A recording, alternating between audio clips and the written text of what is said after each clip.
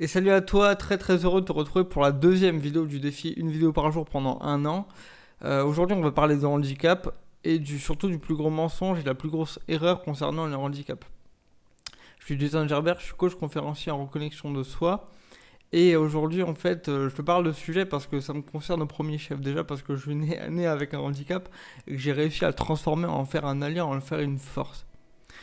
Cette vidéo, même si tu as peu de handicap ou que tu connais personne qui a un handicap, elle peut t'intéresser parce qu'elle s'adresse aussi à tous les handicaps de manière générale, psychologique, tout ce qui nous empêche d'être qui on est vraiment, d'avoir la vie qu'on veut vraiment, parce qu'on a des blocages, on a des limites, parce qu'on pense que c'est des limites ou des caractéristiques qui nous embêtent chez nous. Voilà. Et déjà, j'aimerais revenir sur l'origine du mot handicap. C'est handicap. Alors en résumé, c'était par rapport aux courses épiques, en fait, des courses de chevaux. On mettait un handicap, donc un poids supplémentaire aux chevaux les plus forts. Donc déjà, quand tu as cette vision-là et que tu arrives à l'intégrer, on peut se dire que, quel que soit ton handicap, on peut jouer avec ça et dire que tu as un handicap parce que tu es trop fort. En fait, tu as tellement de capacités, de puissance en toi qu'on a dû, alors d'une manière, alors que ce soit un handicap de naissance ou un accident, enfin je remets pas en cause que c'est difficile, c'est juste qu'on peut jouer avec ça. Moi, j'ai réussi à jouer avec ça, et aujourd'hui, je me dis que ça me permet de déployer d'autres compétences, d'autres facultés. Je pense aussi que tout dans ce monde et dans cet univers et dans cette vie-là, tout est équilibré, tout est harmonieux, tout est juste, et que le handicap n'est pas là par hasard, qu'un blocage quelconque n'est pas là par hasard, que tout est équilibré. Je vais en prendre un exemple. En fait, moi, je suis fan de jeux vidéo, j'aime beaucoup ça, et mon genre de vidéo préféré, c'est le jeu de rôle. Tu crées un personnage et tu fais une aventure par rapport à ce personnage que tu as créé de toutes pièces avec des caractéristiques différentes. Et l'idée, quand tu crées un personnage, on va prendre une classe, par exemple, on va prendre le guerrier.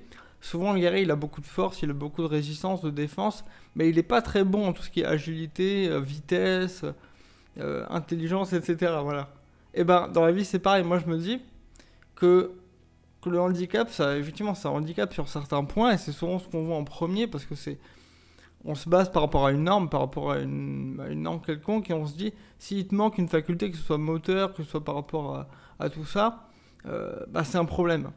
Et en fait, ok, il y a ce problème-là qui est là, je le nie pas, il est vraiment réel, il existe, ça empêche de faire certaines choses, mais tu as d'autres capacités qui sont développées à côté, en fait. Je sais pas, ça peut être l'intuition, l'empathie, la capacité à rentrer en communication, la capacité à inspirer, l'humour, enfin bref. Ça peut être des choses que d'autres ne voient pas et que tu arrives à développer avec le temps, avec le talent ou avec ce qui est en toi. Et l'idée est là en fait, c'est de jouer avec ça et de dire ok, j'ai pas forcément des capacités super développées dans la norme, enfin on va dire que ce soit moteur, cérébral ou autre. Par contre, j'ai des forces qui me sont propres et avec lesquelles je peux jouer. Et quand je parle d'erreur ou du handicap, enfin par rapport au handicap, c'est justement ça. C'est qu'on voit le handicap comme un handicap alors que pour moi réellement c'en est pas un. Encore une fois, moi je suis né avec un handicap au début, pendant quelques années jusqu'à mon adolescence, jusqu'à mes 20 ans à peu près, là ça fait une dizaine d'années, je le voyais vraiment comme un boulet en fait. Je le voyais comme une injustice et je me focalisais sur les problèmes. Je me focalisais sur ce qui m'empêchait justement de faire ce que je voulais. Que ce soit de faire du sport comme les autres, que ce soit, je sais pas, de pas être debout tout simplement, parce que moi je ne faisais pas sur fauteuil roulant tout le temps, c'est mon moyen de déplacement de tous les jours. Et voilà, donc j'étais pas bien en fait, parce que je me focalisais là-dessus, je voyais que ça. Et en fait, le jour où j'ai commencé à voir les avantages, quand j'ai commencé à jouer avec cette vision-là, et je me dis peut-être qu'en fait ça m'apporte des choses positives. J'ai commencé à chercher, j'en ai trouvé plein. Je te donne des exemples. Par exemple, on se souvient plus facilement de moi par les gens qui ne connaissent pas. Parce que justement, je suis plus remarquable. Je sors du lot du décor, quoi. Parce qu'en général, quand tu as un handicap et tu le sais, voilà, on te remarque parce que tu sors du lot. Ça, c'est un avantage. Souvent, les gens sont plus gentils avec moi, sont bienveillants. Que ce soit dans la rue, il y a des gens qui m'aident spontanément, qui m'abordent parfois pour me demander si j'ai besoin d'aide pour monter une côte, par exemple, avec le fauteuil, etc. Et ça me permet en fait de rentrer en contact avec eux, de discuter, et voilà, de passer un bon moment, etc. etc. Après, il y a plein d'autres avantages, que ce soit financier, dans les réductions des transports en commun, etc. Enfin, il y a énormément d'avantages à ça, il y en a plein, là je t'en cite quelques-uns. Et même si aujourd'hui, voilà, t'as pas un handicap qui se voit physique ou que t'es pas, on va dire, diagnostiqué handicapé, personne qui a un handicap, je sais pas, t'as du mal à accepter, je sais pas moi, ton corps, ton esprit, ton intelligence, joue avec ça en fait. Si t'as, par exemple, je sais pas, si t'es un homme ou une femme et que Oui, il y a des avantages à être un homme et des avantages à être une femme. En fait, l'idée, c'est que chacun a des caractéristiques de départ différentes. Et ça, j'ai peut-être pas assez appuyé dessus. C'est qu'on a tous des caractéristiques de départ qu'on peut modifier, on peut jouer avec. Y a pas, pour moi, il n'y a pas de fatalité profonde, en fait. Même si on a, par exemple, moi, je te le dis, quand j'ai commencé dans cette vie à être à l'école, voilà, j'avais des problèmes pour me concentrer, j'ai des problèmes de tout ce qui était mathématiques et géométrie. Oui, c'était vraiment un truc qui m'énervait, mais je pouvais toujours m'améliorer, en fait. Et c'est pareil pour toi. Tu peux toujours jouer avec ça et voir vraiment ce que tu veux, voir vraiment si tu peux l'améliorer. Et en fait, tout se joue sur la vision et sur ce qu'on en fait. C'est vraiment ultra fondamental.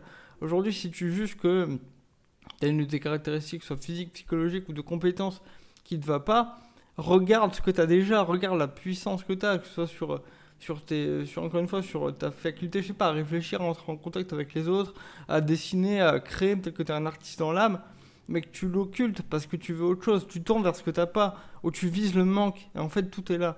Le problème, c'est quand on vise le manque, qu'on se dit j'ai pas ça, il me manque quelque chose, on voit que ça. On oublie tout le reste. Et c'est ça le vrai handicap. C'est ça le vrai handicap, c'est une façon de voir les choses. Le handicap, je le dis franchement, hein, le handicap n'en est pas un, sauf si on le décide.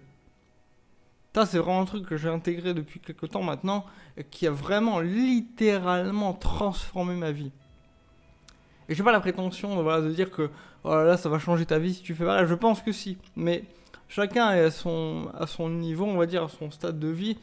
Et l'idée, c'est pas. Voilà, je sais pas. Comment dirais-je. Je sais, j'ai pas forcément raison sur ce que je dis, ou tout n'est pas juste, tout n'est pas parfait dans ce que je raconte. L'idée, c'est de transmettre l'idée suivante. Je le répète, que le handicap n'en est pas un, sauf si tu le décides. Et le handicap, encore en sens général, c'est tout ce qui t'empêche de, selon toi, hein, qui t'empêche d'avoir ce que tu veux. Que ce soit dans tes projets, dans tes relations, tu te dis oui, mais j'ai pas assez d'eux, ou j'ai pas assez, je sais pas moi, d'argent, de finances, j'ai pas eu l'éducation qu'il faut, la famille qu'il faut, etc. C'est toujours la même chose. Et c'est pareil avec le handicap, quand tu joues avec tes perceptions, déjà tu t'amuses, déjà ça c'est la première chose. Et tu vois que tu as des tonnes et des tonnes et des tonnes de force et d'avantages à être qui tu es. Et quand tu joues avec ça, quand tu appuies dessus, quand tu le valorises, quand tu l'aimes, quand tu l'accueilles tel qu'il est, mais tu fais des miracles avec. Et c'est là où tu crées. C'est là où il n'y a plus de problème. C'est là où le handicap, tu joues avec. Pareil, il y a beaucoup de gens qui sont très inspirants, qui ont eu des handicaps très lourds, des accidents, des choses absolument dramatiques, que ce soit des traumatismes ou quoi. Et en fait, ce qu'ils ont fait avec, c'est quand ils ont réussi à le transformer, à passer au-delà de la forme de ça, ils en ont fait quoi? Ils ont écrit des livres, ils ont fait une carrière avec, que ce soit des conférences, encore une fois des livres, des coachings, des émissions de télé, j'en sais rien, enfin, des interviews, voilà, ils sont inspirants. Ils sont inspirants, ils ont transformé leur handicap, leur boulet en puissance, leur frein en tremplin. Toute l'idée est là et ça me touche parce que parfois je suis agacé. En fait, quand on met au premier plan de le handicap, le problème du handicap, il n'y a pas de problème, tout est équilibré, tout est juste. Ça c'est ma conviction profonde. Après, t'en fais ce que t'en veux, tu prends pas, t'es pas d'accord, tant mieux. Dis-moi dans les commentaires pourquoi t'es pas d'accord, si t'es pas d'accord. Moi, je suis prêt à débattre, clairement, je suis très ouvert là-dessus. Et je suis vraiment prêt à t'entendre là-dessus si t'es pas en accord. Donc le plus gros mensonge, la plus grosse erreur du handicap en général, c'est de croire que ça en est un. C'est fondamental de jouer avec sa vision, de voir les avantages plutôt que les inconvénients. Ça paraît extrêmement facile, parce que c'est extrêmement facile. Effectivement, quand t'es dedans, qu'en fait t'arrives pas à l'accepter parce que t'es encore attaché à cette posture de victime. Et quand je dis victime, c'est pas en accusant ou en culpabilité. C'est plus que tu crois que t'as pas le pouvoir et pas la responsabilité de tout ça. Nous sommes tous responsables de ce que nous avons. On l'a choisi d'une manière ou d'une autre pour apprendre, pour grandir. Ça, j'en parlerai dans d'autres vidéos, c'est encore un autre pendant du sujet. Mais ça me drive ce truc parce qu'encore une fois, j'ai connu la dépression à cause de ça. Je sais ce que c'est d'avoir les deux pieds dans la merde et de pas comprendre pourquoi on a ça. Pourquoi est-ce qu'on... pourquoi nous, quoi, la victime complète. Et quand j'ai dit, ok, en fait, je vais commencer à voir autrement et à accepter, à transformer la vision que j'en ai, tout a changé, en fait. Tout a changé et aujourd'hui, je fais ce que j'aime. Je te fais cette vidéo avec passion, tu vois. J'ai pas besoin de prompteur, j'ai pas besoin de me dire qu'est-ce que je vais raconter parce que c'est en moi. Et je joue avec. Je joue avec ma puissance, je joue avec mon empathie, mon intuition. Je sais aujourd'hui que moi, personnellement, je suis là pour libérer les âmes, tu vois. Et le pouvoir que j'ai de libération, je l'ai parce que justement, je me suis coupé d'une partie de mes capacités autres. On va dire plus physique, moteur ou autre, tu vois. C'est ça que je veux dire. Et aujourd'hui, mais j'en suis reconnaissant, je suis béni pour ça. Et je fais avec. De toute façon, c'est comme ça. J'accepte, j'accueille. Parfois, ça me casse les couilles, je te le dis, franchement. Oui, parfois, ça m'embête encore, mais déjà, c'est de plus en plus rare. Et ça dure pas très longtemps. Parce que je me focalise tout de suite sur qu'est-ce qui est bon, qu'est-ce que j'ai de bon là-dedans. Tout est là. Donc voilà ce que je voulais dire par rapport à cette vidéo d'aujourd'hui, vidéo du jour.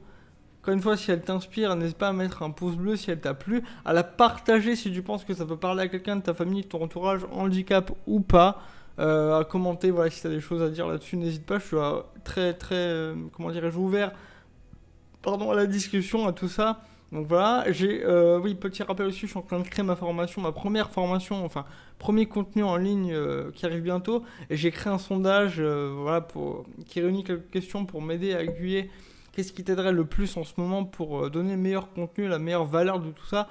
Tous les liens sont dans la description, les liens du sondage, etc. Donc voilà, je te laisse là-dessus. Prends soin de toi, aime-toi tel que tu es, essaie d'accueillir le plus possible, même si voilà, t'arrives pas encore à saisir le truc et que tu rentres pas dans cette logique-là. Essaie d'observer ce que je te dis, peut-être de réécouter. Je sais pas, peut-être qu'il y a des choses que que t'es pas prêt à entendre, et ça je l'entends, je le comprends. Mais voilà, prends le temps de t'observer tel que tu es, de t'aimer de plus en plus. Moi, je te laisse ici, prends soin de toi, merci encore d'avoir regardé cette vidéo. Et je te dis à la prochaine.